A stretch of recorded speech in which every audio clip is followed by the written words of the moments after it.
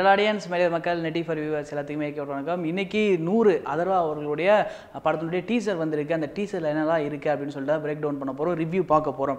So 100 அப்படிங்கும் போதே வந்து தெரிஞ்சிருச்சு அது ஒரு போலீஸ் படம். அதர்வா அவர்கள் போலீஸாக தான் பண்ணுறாரு. டீசர் பார்க்கும்போது நமக்கு நல்லாவே தெரிஞ்சிருச்சு. ஓகேவா, இந்த டீசருக்குள்ளே என்னென்னலாம் இருக்குது அப்படின்ற பார்ப்போம். ஓப்பனிங்கே வந்துட்டு என்ன சொல்கிறாங்க அப்படின்னா, பொண்ணு மிஸ்ஸிங் அப்படின்ற ஸ்கூல் படிக்கிற பொண்ணு மிஸ்ஸிங் அப்படின்றாங்க. ஒரு ஃபோட்டோவில் வந்துட்டு சீல் குத்துறாங்க. அது என்ன மாதிரியான ஒரு சர்டிஃபிகேட் அப்படின்னா, ஒரு சர்டிஃபிகேட் ஒன்று இருக்குது, அரசு சான்றிதழ் இறப்பு, அதாவது வந்து டெத் சர்டிஃபிகேட் இருக்கு இல்லையா, அது குத்துறாங்க. இந்த சீன் வந்து ஓப்பனிங் சீனா இல்லை எண்டிங் சீனா அப்படின்றதுலாம் தெரில. ஸோ டீசரில் இருக்குது அப்படின்றது மட்டும் நல்லாவே தெரிஞ்சிருச்சு. அதுக்கப்புறம் வந்துட்டு ப்ரெஸ் பீப்புளெலாம் வந்து பார்த்தோம் அப்படின்னா, ஒரு வேன்லேருந்து ஏதோ ஒரு குற்றவாளி அனுப்புகிறாங்க, பின்னாடியே போய் அதை கவர் பண்ணுறாங்க.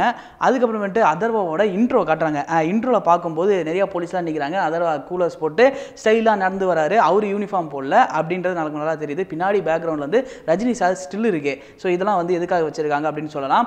இப்போ வந்து போலீஸ் ஸ்டோரி அப்படிங்கும்போது வந்து அதுக்கான கான்டென்ட் வந்து ரொம்ப கரெக்டாக இருக்கணும் அப்படின்னு எல்லாமே மக்கள் எதிர்பார்ப்பாங்க, ஆடியன்ஸ் எதிர்பார்ப்பாங்க. ஏன்னா வந்து சும்மா ஒரு போலீஸ் ஸ்டோரி பண்ணுறோம் அப்படின்னா, ஒரு காப் த்ரில்லர் பண்ணும்போது அதுக்கான ரீசன் வேலிடாக இருக்கணும். இந்த படத்தில் வந்து பெண்கள் அப்படின்ற ஒரு மிஸ்ஸிங் ஆகிறது, பெண்களை கடத்திட்டு கொண்டு போகிறது, இந்த ரேப், இந்த மாதிரியான சில விஷயங்கள் வந்து படத்தில் எப்போவுமே வழக்கமாக உண்டு. இதுவும் வந்து ரீசெண்ட் டேஸில் நடந்துக்கிட்டே தான் இருக்குது. ஸோ அதனால் வந்து படங்கள் மூலியமாக சொல்கிறது தப்பே இல்லை அப்படின்னு சொல்லிக்கலாம். பட் அதற்கான தீர்வு அப்படிங்கும்போது இந்த படத்திலே வந்து சொல்லியிருப்பாங்க. அதை நம்ம ஃபாலோ பண்ணாலே நம்ம நாட்டில் நடக்கிற சில விஷயங்கள் எதுவுமே நடக்காது அப்படின்னு சொல்லிக்கலாம். இப்போ எதுக்கு இது சொல்ல வந்தேன் அப்படின்னா, 100 இந்த 100ன்ற டைட்டில் வந்து ஒரு விஷயத்தை ஷேர் பண்ணிக்கணும்னு தோணுச்சு. 100 அப்படிங்கும்போது நம்ம ஏதாவது ஒரு பிரச்சனை நடந்தால் தான் வந்து 100 அப்படின்றத ஃபோன் பண்ணுவோம். சட்டத்திட்டங்கள்லாம் வந்து ஒரு சில விஷயங்களை ஷேர் பண்ணிக்கிறோம். 100 அப்படிங்கும்போது ஒரு சட்டம் ஒன்று இருக்குது. அந்த 100 என்ன அப்படின்னா வந்து, இப்போ ரேப் பண்ணும்போது ஒரு பொண்ணை வந்து ஒரு பையன் ரேப் பண்ணுறான் அப்படிங்கும்போது அந்த பொண்ணு தற்காப்புக்காக வந்து அந்த பையனை கொலை பண்ணலாம், தப்பே கிடையாது. அதே மாதிரி கூட இருக்கவங்க யார் வேணாலும் கொலை பண்ணலாம்.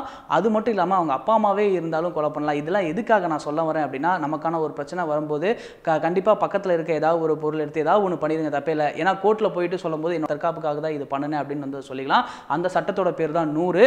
ஸோ அதை இவங்க இதில் மென்ஷன் பண்ணாலும் நான் இதில் மென்ஷன் பண்ணிக்கிறேன். ஏன்னா வந்து என்னால் முடிஞ்ச ஒரு சில விழிப்புணர்வுன்னு சொல்லலாம் இல்லையா, அதுக்காக தான். அதுக்கப்புறமே வந்துட்டு இந்த படத்தில் வந்து யார் இதெல்லாம் கிட்னாப் பண்ணுறாங்க அப்படின்ற ஒரு சில விஷயம்லாம் இருக்கு இல்லையா, அதையும் இதில் வந்து கொடுத்துருக்காங்க.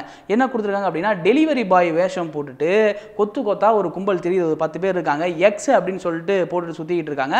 இவங்க தான் இந்த சம்பவம் எல்லாத்தையும் பண்ணுறாங்க. அது மட்டும் இல்லாமல் யூடியூப்பில் இருக்க நம்ம எருமசாணி விஜயும் அரிஜாவும் இந்த படத்தில் இருக்கிறாங்க. அதுவும் வந்து நல்லா தெளிவாகவே தெரியுது.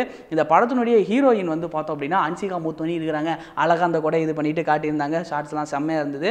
இதில் வில்லனா யார் பண்ணியிருக்காங்க அப்படின்னா, மைன் கோபி தான் பண்ணியிருக்காரு. ஸோ பார்க்கும்போது மெயின் வில்லனால இல்லை, ஒருவேளை சைடு வில்லனாக இருக்காரா, மேல் வில்லனை ஓப்பன் பண்ணி காட்டுறாங்களா, அதாவது வந்து சஸ்பென்ஸாக காட்டுறாங்களா, நம்ம பொறுத்து பார்ப்போம். காமெடிக்கு யோகி பாபு கன்ஃபார்மாக இருக்கிறாரு, அதுவும் தெரிஞ்சு போச்சு.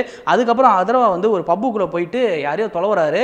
அந்த பப்புக்குள்ளே ஒரு ஃபைட் நடக்குது. அதே மாதிரி வந்துட்டு நைட் ஷூட்டில் வந்து ஒரு ஃபைட் ஒன்று வச்சிருக்காங்க. அந்த ஃபைட்டு முடிஞ்சதுக்கப்புறமும் ஒரு 3 பேர்த்த நிற்க வச்சு டொப்பு டொப்பு டொப்புன்னு சுடுறாரு. இதெல்லாம் வந்து எதுக்காக அப்படின்னு நம்ம படம் பார்த்து தெரிஞ்சுக்கலாம். அதே மாதிரி இப்போ வர தமிழ் சினிமாவில் எல்லாருமே வந்து பார்த்தோம்னு வச்சுக்கோங்களேன், இந்த ஃப்ரேமுக்குள்ளே லைட் வைக்கிறது அப்படின்றது வந்து யூஸ்வலாக போச்சு. பின்னாடி வந்து பார்த்தோம் அப்படின்னா ஒரு 10 லைட்டு கண்ணை பிடிச்சிட்டு டம்முன்னு சுடுறது, இது எல்லாமே வந்து நல்லா இருக்குது. இப்போ புதுசாக ட்ரெண்டிங் ஆகிட்டு இருக்கு, அதனால் நல்லா பண்ணுறாங்க, செம்மையாக இருக்குது.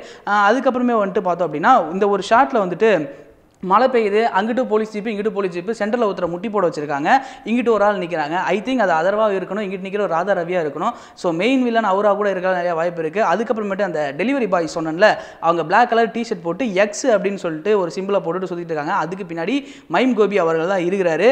ஸோ இவங்க தான் வந்து பண்ணுற இத்தனை வேலையும் பண்ணுறவங்க அப்படின்றது நமக்கு தெரிஞ்சு போச்சு. இதெல்லாம் எதுக்காக பண்ணுறாங்க, காசுக்காக பண்ணுறாங்களா அப்படின்றது, இல்லை வேறு எதுக்காக விஷயங்களுக்காக பண்ணுறாங்க, நம்ம பொறுத்து பார்ப்போம். அதுக்கப்புறம் வந்துட்டு சத்யா அவரோட நேம், கேரக்டர் நேம், அது வந்து டீசரில் நமக்கு பார்த்தோன்னு தெரிஞ்சிருச்சு. கடைசியாக வந்து அந்த ட்ரெயின் சீக்வன்ஸில் வந்து சேத்பட்டில் வந்து நடக்கிற சில விஷயங்கள், அதர்வா கத்தியோடு இருக்கும்போது ஓடி அந்த ஃபைட் சீன் பண்ணுறாரு. அதுதான் ஒருவேளை கிளைமேக்ஸ் ஃபைட்டாக இருக்குமோ அப்படின்ற ஒரு டவுட்டாக இருக்குது. ஏன்னா வந்து கிளைமேக்ஸ் தான் அந்த போலீஸ் ஓட்டெல்லாம் போட்டுட்டு அதுக்கப்புறம் வந்து மெயின் வில்லனை டார்கெட் பண்ண போவாங்க.